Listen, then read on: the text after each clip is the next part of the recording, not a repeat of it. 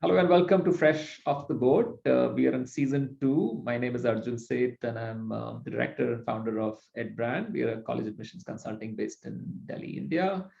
Today, I'm delighted to have Keshav join us again. Keshav Rumta, who graduated from University of California, San Diego, also then pursued his master's degree in electrical engineering.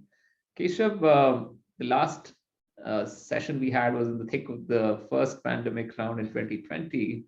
Uh, so I know life's gone by and you've completed your master's now. So tell me a little bit about all the changes in the last 1.5 years you've gone through. Sure. So, hey, thank you for having me, first of all. It's a pleasure to talk to you and catch up again. Um, yes, COVID had a huge impact on education, as I'm sure like a lot of the students now are realizing.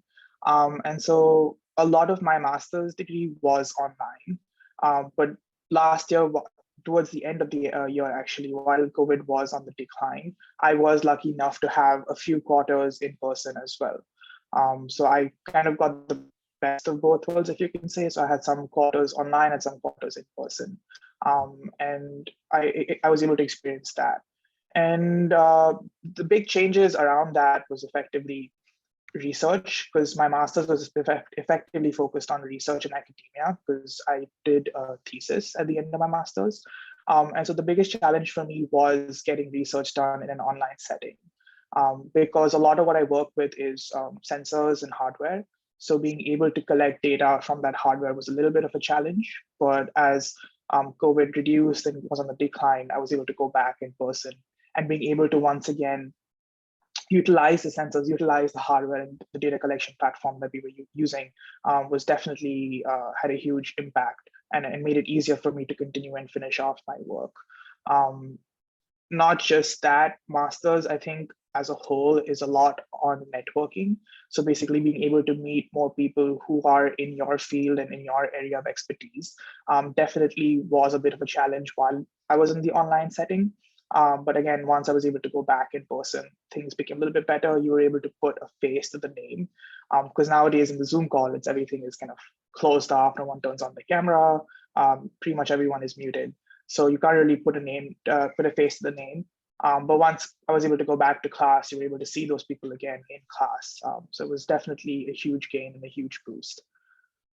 Let's step back a little bit. And, I know your area of focus has been electrical engineering, then robotics, and then computer vision. And computer vision in particular, obviously, is something that you worked with a lot more. What were the ideas that you were working with, or what are the cutting edge ideas others in the department are working in, or at other universities you feel applications of computer vision have taken sort of a strong place?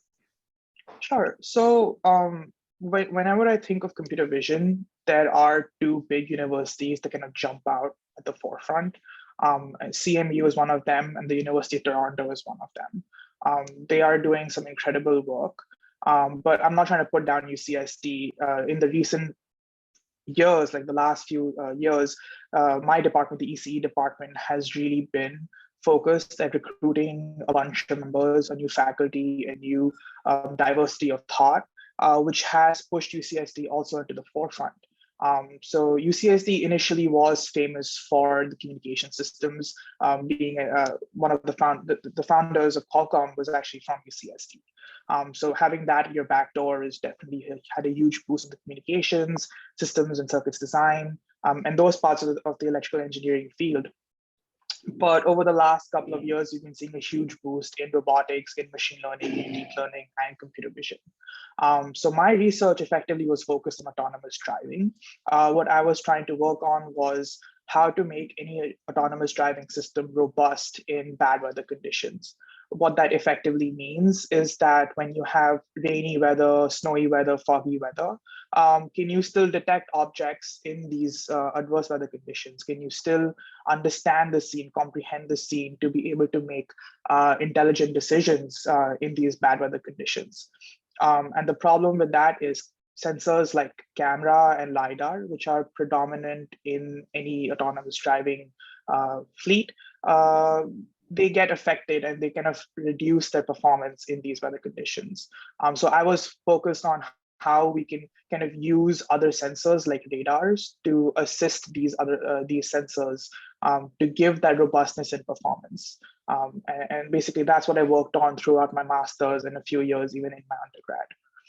That's really fascinating, and the use of sensors and real-time data, and then applying computer vision to make drivers safe, passengers safe, and even fleets kind of not have any mishaps. So, but when you look at the nitty-gritty of the computer vision, how do you really learn things and then apply? So if you were to dumb it down for someone who's a high school student or even a college student who's not done much practical work, what is it that they need to learn as a foundation and then sort of build on it and perhaps do a master's?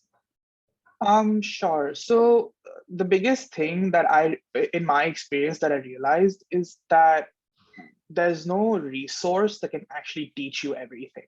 It's pretty much just getting your hands dirty and diving in the deep end and figuring it out along the way. Oftentimes, because this is still on the forefront of research in academia, most resources are unfortunately academic papers and journals and articles in that side of things, which can have a lot of jargon, which is daunting to the newcomer, daunting to someone who's not been in the field already. And so what I realized over the course of my master's and my undergrad was ignore the jargon and just kind of keep reading and keep understanding, try to understand the underlying logic behind the different implementations. And then over time, your knowledge base of the jargon will be building up. So that's basically how I did it, was essentially just diving in the deep end, starting with the project, and obviously having someone who can advise you and guide you along the decision processes of the project, and maybe help explain the jargon to you at some point in time. So for a newcomer, it's not really easy to just dive in, but slowly working your way through the whole process and trying to get your hands dirty is the best piece of advice that I can give. So it's all so very new and there are so many opportunities. So the industry academia sort of interlinking is obviously pretty apparent. So I know you have transitioned to industry now. So how is the process for you in terms of applying for jobs, and what's the outcome been so far? So a lot of this kind of also did stem from my research experience, because a huge chunk of my project was a collaboration with Toyota. We worked with them. We had bi-weekly update meetings with them, and they helped us through a lot of decision processes as to what is required in the industry at the time. And so a lot of what we worked on was based off of that. And so that kind of gave me a sense that I can't just stay